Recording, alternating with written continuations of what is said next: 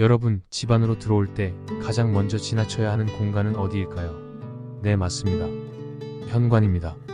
옛날에는 대문이었고 현대사회에서는 현관이 집안에 좋은 기운이 가장 먼저 들어오는 곳입니다. 이번 시간에는 현관 또는 대문의 방향에 따른 풍수법과 현관 풍수법 중 반드시 지켜야 되는 점들을 알아보겠습니다. 영상 끝까지 시청하시어 현관으로 좋은 기운 많이 들어오기를 기원합니다. 그럼 지금부터 빛나는 풍수 시작하겠습니다. 가문이란 집의 대문을 의미합니다. 이 대문은 항상 웅장하고 크게 만들어져 있으며 전통적으로 안으로 열리도록 설계되어 있습니다. 이는 운과 복이 집 안으로 들어오는 곳으로 안에서 밖을 바라보면서 기대와 환영의 의미를 담고 있습니다. 그러나 현대의 대부분의 문은 밖으로 열리도록 되어 있어 안에서 바깥을 바라보는 경우가 많습니다. 대문의 방향에 따라 풍수학적인 기운을 살리기 위해 특별한 조치를 취할 필요가 있습니다. 대문이 북쪽으로 향하면 화오행의 기운이 강조되며 번영과 성장을 나타냅니다. 이 경우 현관에는 거울이나 따뜻함을 상징하는 물건을 두는 것이 중요합니다. 북쪽에 대문이 막힌 경우 현관에 거울을 두어야 합니다. 또한 북쪽은 유리로 된 중문이 있어야 하며 현관의 유리는 항상 깨끗이 관리되어야 합니다.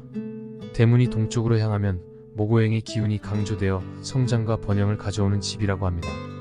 하지만 현대의 밀폐형 대문의 경우 토오행이 얼마나 잘 구성되어 있는지에 따라 번영과 성장의 기운이 결정됩니다.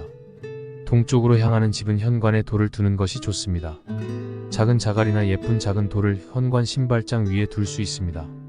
대문이 남쪽으로 향하면 화오행의 기운이 강조되며 이는 금오행의 기운과 연결됩니다. 이 경우 현관에는 금속 재질로 된 무언가를 두어야 합니다. 대기업 사옥 앞에는 대문이 남쪽을 향하도록 설계되어 있으며 이를 상징하는 구조물이 세워져 있습니다. 현관의 신발장 위에 금속 재질의 작은 조형물을 둔다면 풍수적인 기운이 잘 살아날 수 있습니다. 대문이 서쪽을 향하면 목오행의 기운이 중요해집니다. 서양은 풍수에서는 좋지 못한 것으로 평가되지만 목오행의 기운을 조절하는 것에 따라 번영할 수 있는 집으로 만들 수 있습니다. 현관에 작은 미니 화분을 두면 현관이 협소해 보이지 않으며 풍수적인 기운을 활성화할 수 있습니다. 이렇게 대문의 방향에 따라 다양한 조치를 취하면 가문의 긍정적인 에너지와 번영한 기운을 불러올 수 있습니다. 현대의 주택에서도 이러한 풍수학적인 지식을 활용하여 집의 기운을 조화롭게 유지하는 것이 중요합니다. 한 집안의 풍수학적 관점에서 현관은 집의 명예를 상징하며 번영을 나타내는 중요한 장소로 간주됩니다. 다양한 규칙과 예법이 존재하는데 우리가 꼭 지켜야 할 점들에 대해 말씀드리겠습니다.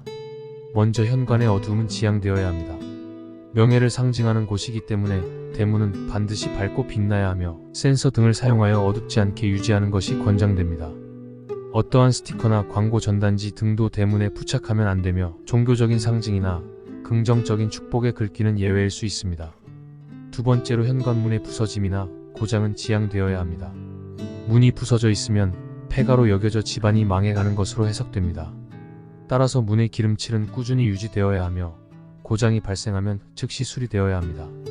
세 번째로는 신발의 무질서를 피해야 합니다. 전통적인 가옥이나 현대 아파트 모두에서 현관에 신발을 가지런히 정리하는 것이 중요합니다. 신발장을 사용하여 신발을 정돈하고 신발 이외의 물건은 무조건 신발장 안에 넣어 두어야 합니다. 네 번째로는 쓰레기 봉투, 택배 상자, 우산꽂이 등의 방치가 피해져야 합니다.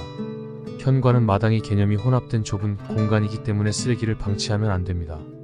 쓰레기 봉투는 다른 곳에 두었다가 쓸 때에만 버리며 택배 상자도 빠르게 처리해야 합니다. 우산꽂이는 신발장에 넣어두되 젖은 우산은 마련된 장소에서 말린 후 보관합니다. 다섯 번째로는 과도한 화분이나 분재는 피하는 것이 좋습니다. 현관은 예전의 마당과 대문의 개념이 섞여 있으므로 작은 화분 몇 개 정도만 두는 것이 바람직합니다. 큰 화초를 두거나 바닥에 두면 우환을 불러올 수 있다고 여겨집니다. 여섯 번째로는 더러움은 피해야 합니다. 풍수학은 어디든 청결이 중요하다고 강조하며 현관에 먼지나 쓰레기 등을 방치하는 것은 좋지 않다고 합니다. 마지막으로 미신적인 물건들은 현관에서 피해야 합니다.